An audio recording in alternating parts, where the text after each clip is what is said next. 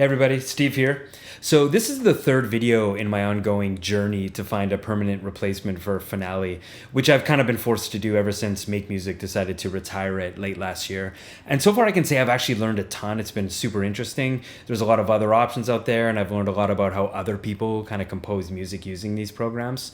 And today we're going to try the first ever browser-based application I've ever tried to use to compose music, which is NoteFlight. Now, prior to setting out on this journey that I'm on, I'd actually never even heard of NoteFlight before, but the idea of an online browser-based notation program kind of piqued my interest, mostly because it's something that probably couldn't have existed when I started using Finale almost 20 years ago. So the very fact that this is an option now was really fascinating to me. Something that really surprised me when I started looking into NoteFlight is that its roots go all the way back to 2007.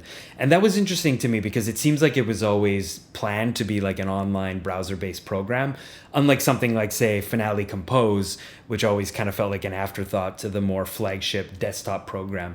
So the very idea that the NoteFlight team had this kind of foresight was really interesting to me. I am going to apologize in advance here just because this video ended up being a little bit longer than I was intending, but I do have a lot to say about NoteFlight. It was actually pretty interesting to use. So please try and stick with me here. But without further ado, let's get into it.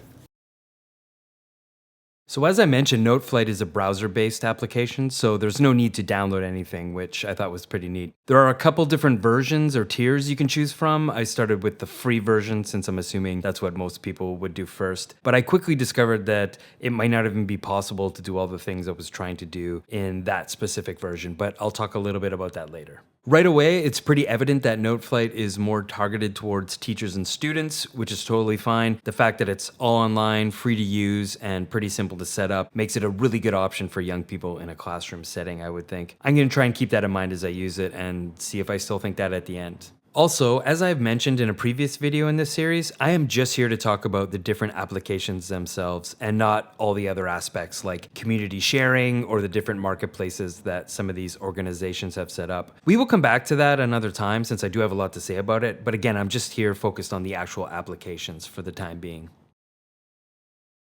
As far as the overall look of NoteFlight goes, I am pretty impressed. The user interface is easy to use, and getting started right away with a new score was pretty simple. I do have to say that I don't love the default font, which isn't really a jazz font at all. I prefer the Finale and MuseScore fonts over this. Not that this looks bad or anything, it's just more of a personal preference. I did try and change it to a jazz font, but it turns out that's only a paid feature, which was a bit disappointing. I mean, it's just a font, but I'll come back to that in a little bit. One thing I can say I liked right off the bat was this palettes menu, which sort of lets you choose which different things show up top here on the menu. That's pretty cool, and even just browsing it for the first time, I immediately knew which sections I thought I would need to have easy access to. Now, as I've been doing with every other application I've tried so far, I started with a simple jazz lead sheet, and one thing I have to say that sort of butted up against my personal workflow was some initial formatting and layout of the score. Typically, for me, I like to format the page before even getting started inputting any notes or chords. This was a little weird to do in NoteFlight just because it at least seems that you have to enter measures one by one as you go. So I had to enter one measure at a time until I got the total number of measures I needed, and then figure out how to break those measures into groups of 4 and get them laid out the way I was looking for. Now again, there maybe is an easier way to do all this, but again, the goal here is not to look up anything online and rely solely on the user interface. So if I went about it the wrong way, please let me know. I'd be really curious to hear about it. I would way rather have the option to input the number of measures I needed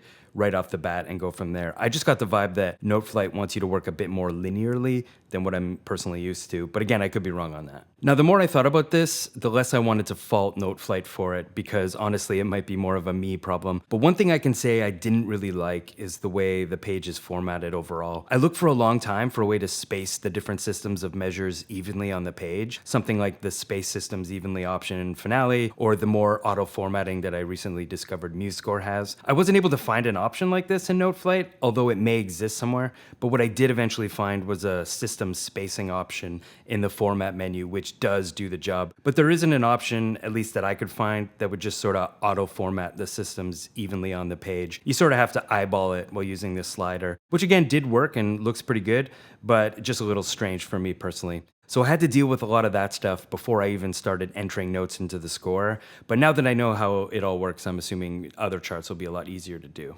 One last thing about the formatting, and I'm not really sure who to blame for this, but for the life of me, I could not figure out how to change the key signature. Seriously, I thought I was losing my mind. I looked in every menu and submenu and all through the palettes here. I almost considered kind of cheating and looking it up until I finally saw this little option here that solved my problem. So it was right in front of me the entire time, but I do sort of feel that some of the icons could be a little bit more obvious. It didn't jump out to me right away, which could be a problem, but again, I'm not sure really who to blame for that. Once I did find it, everything worked fine though, so I can at least say that much.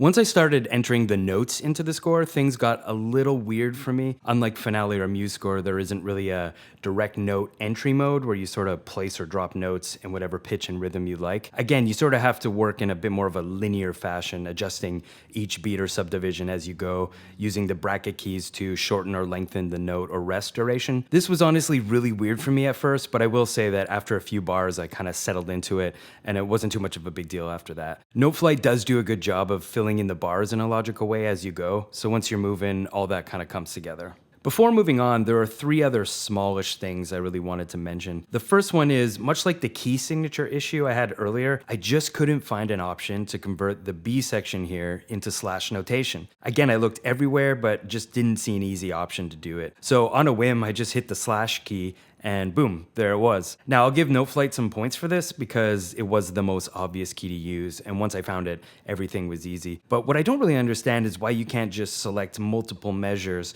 and have that key convert every beat into that notation. Again, not a huge deal for a lead sheet, but on a bigger chart, entering each beat one by one could be pretty tedious. Secondly, I was a little confused at first because I couldn't find a tool in the palette menu to enter chords. I assumed there would be a separate section for it, but it wasn't until I found the text section here that I noticed the chord entry option. Now, I know that on a score, chords are literally text on the page, but I am used to them sort of being treated differently from just normal titles and expressions, since they have a unique role in putting together a score. Actually, entering the chords is pretty easy. Like MuseScore, you sort of select the beat and press the K key. In MuseScore, it's Control or Command K. I haven't figured out what everyone's problem is with maybe using the letter C to enter chords, but that's beside the point. And finally, a little gripe I have is with the rehearsal markings. Actually entering them was totally fine, but it seems NoteFlight sort of limits where you can place them. So you can drag the individual letters around a bit, but not anywhere on the page like I'm used to in other applications. So on its own, this isn't a huge deal, but once you start adding chords and tempo markings alongside rehearsal markings, you can see things start to get a bit crowded, which I don't really like. Again, this is a bit more of a personal thing, but some people like me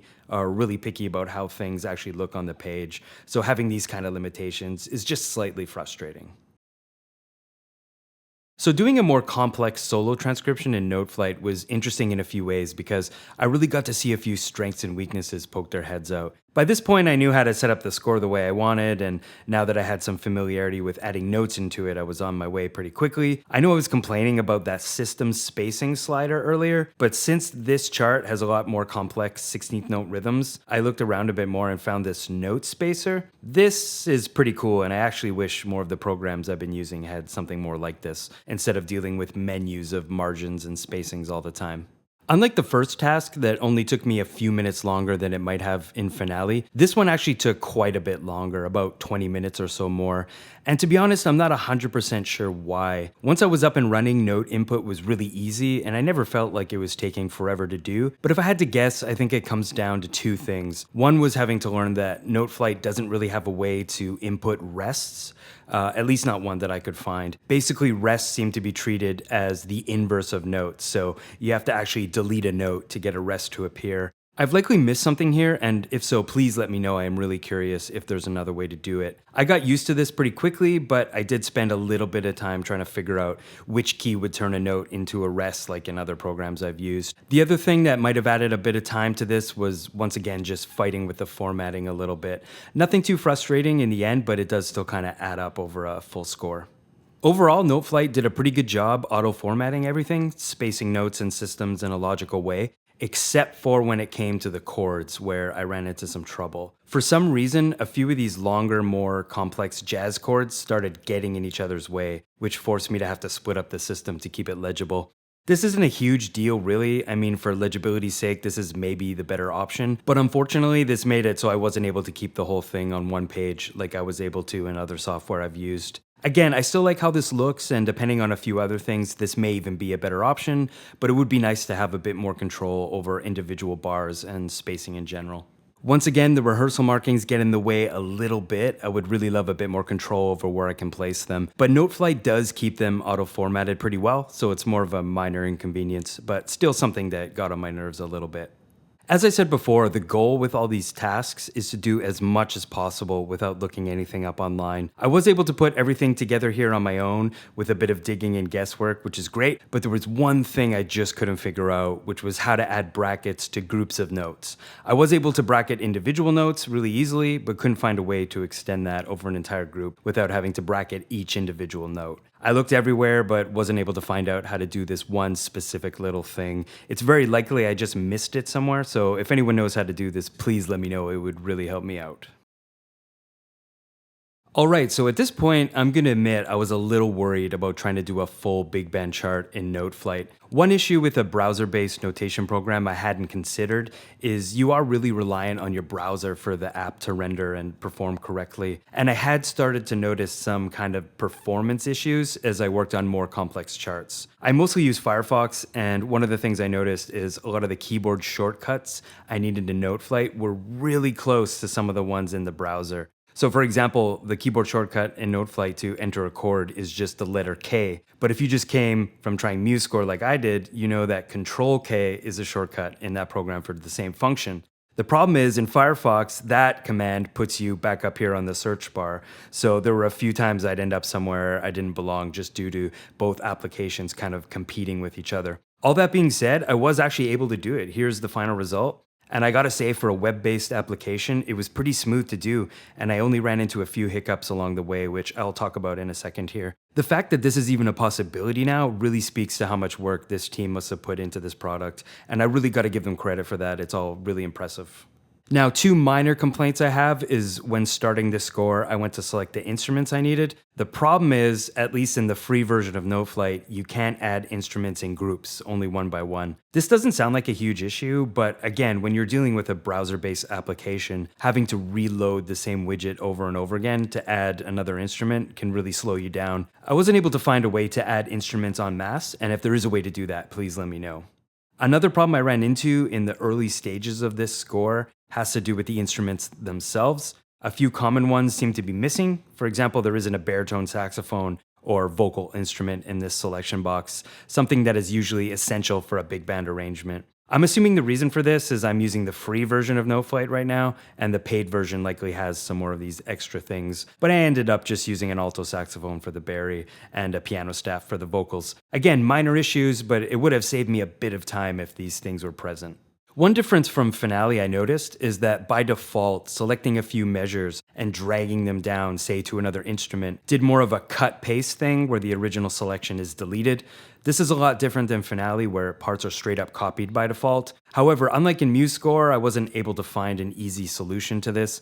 There didn't seem to be an Alt or Shift drag function that would override the default behavior, for example. Ultimately, I opted to do a simple copy-paste of measures in order to avoid any issues, but if there's an easier way to do this, I would really like to know.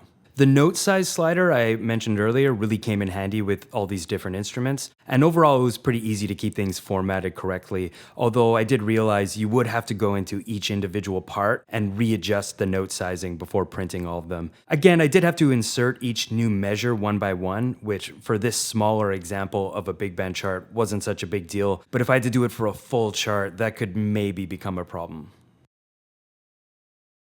Okay, so I was curious and signed up for the paid version of NoteFlight. I really wanted to see what the differences were between it and the free version, which I had just used to make all these charts. The very first thing I did was check out the Jazz font, which, as I mentioned before, is only available in the paid version. It looks pretty good font-wise. It's a little on the dramatic side, maybe a little closer to Finale than something like MuseScore, but it still retains that real book feel we've all come to know and love, or maybe hate, depending on your relationship to jazz. The other thing I noticed right away is that the paid version of NoteFlight actually has templates you can start with. At first, I thought that would have saved me a lot of time, especially in the big band chart. But after looking through, I didn't actually see a jazz big band option, so I don't think it would have helped me all that much. The other thing is, even the jazz lead sheet template still starts you with 4 bars only, so you still have to add the other bars manually, which in a way kind of defeats the purpose of a template, I would say, but it's still nice to have the option. Oh, and yeah, there's the Barry sax I was looking for as well, which is only available in the paid version. I can sort of understand why this is the case since it's maybe not the most popular instrument in the world, but it's still a foundational part of jazz big band and should be available in both versions if you ask me. Overall, I was really impressed with NoteFlight, I gotta say. I think most of the limitations I pointed out have more to do with the browser-based nature of the application. But for a free piece of educational software, I think it does a great job within those limitations.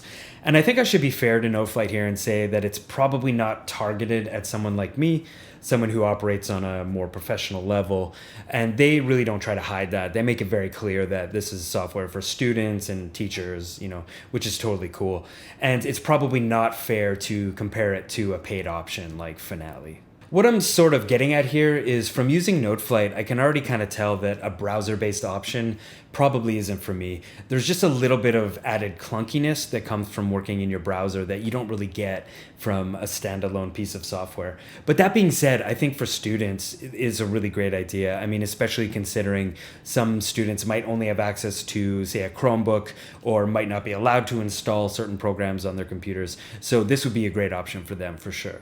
So in conclusion, again, I was really impressed with NoteFlight. I think for what they're specifically trying to do, they do a great job at it.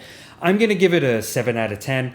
I think if some of the paywall performance and user interface issues I mentioned earlier were smoothed out a bit, I maybe would have given it a higher score. But for now, I'd probably only recommend it to teachers or students, something like that. Anyways, thanks so much for making it this far, and I'll see you soon.